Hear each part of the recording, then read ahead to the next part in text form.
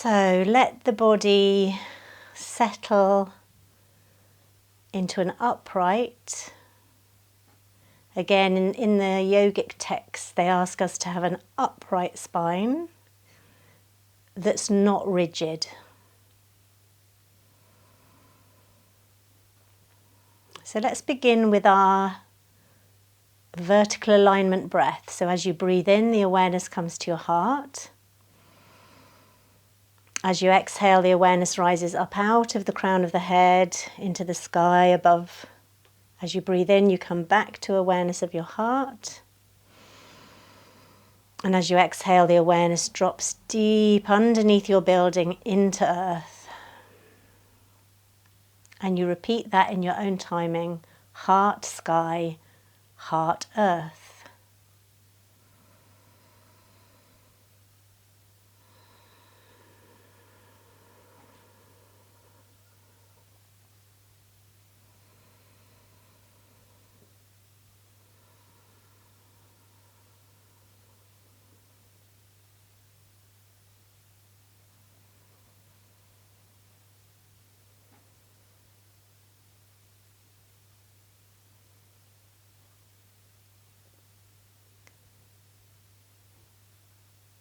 And the invitation now is to listen for any sounds in your house or outside your house.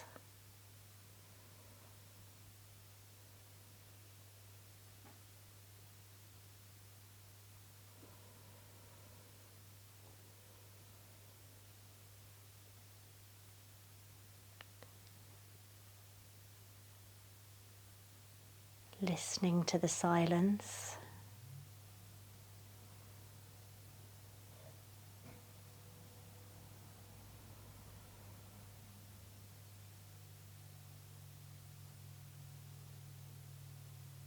Just noticing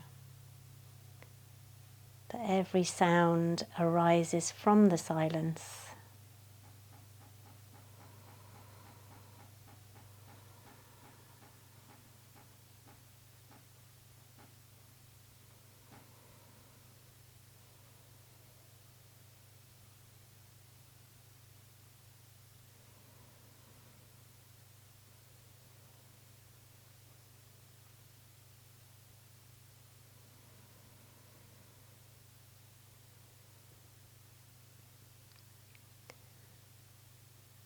And just notice who is the one who's listening.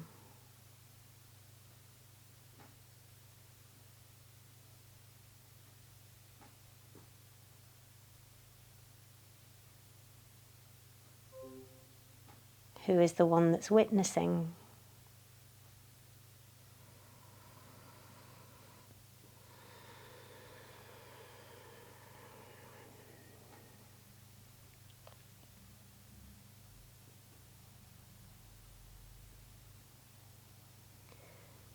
And then let your awareness come to your eyes and to your vision. So if your eyes are closed, open your eyes now. Just noticing who is looking out through your eyes.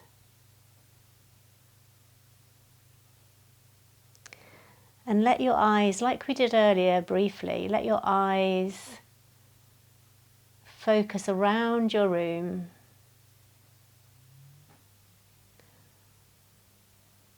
Noticing both the space, the emptiness in your room,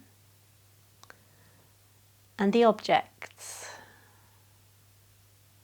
Really receiving them with your eyes.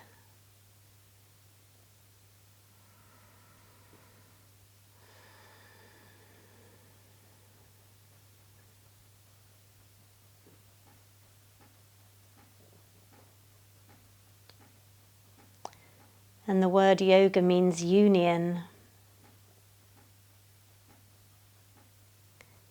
When the subject and the object become one,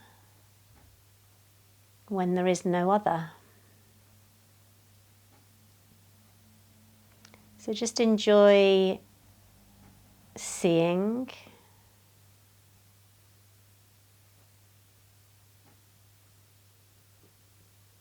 both the space and the objects.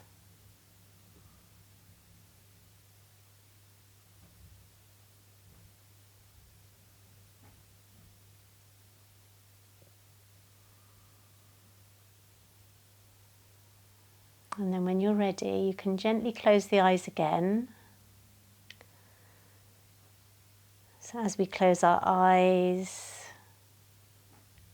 the witnessing consciousness, noticing any thought,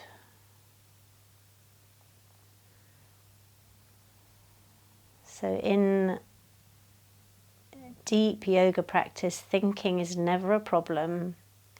Doesn't matter even if the mind is thinking in a negative way. We just have to flip our awareness. So instead of the thoughts being our identity, we become the one who's watching the thoughts. This is a really helpful thing when we get lost in thought, to just flip from being totally overtaken by thought to be the one who's watching, just seeing the coming and going.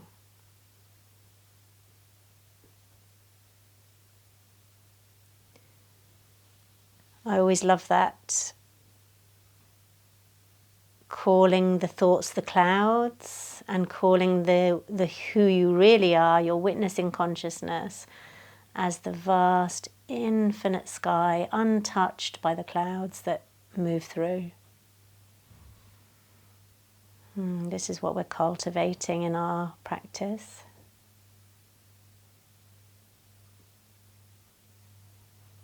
So whenever there's what do they call it? Thinking that's rumination, they call it, don't they? Whenever there's a ruminating thought that just won't go away, we just remind ourselves to just step back a little into the witnessing consciousness. And because Mooji is the master of this, I'm going to once again open the Mooji book randomly.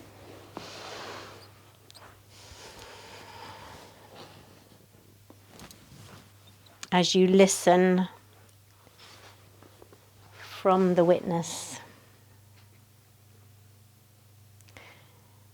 You as ego cannot really care for yourself. Something has already announced itself. I am here inside, trust.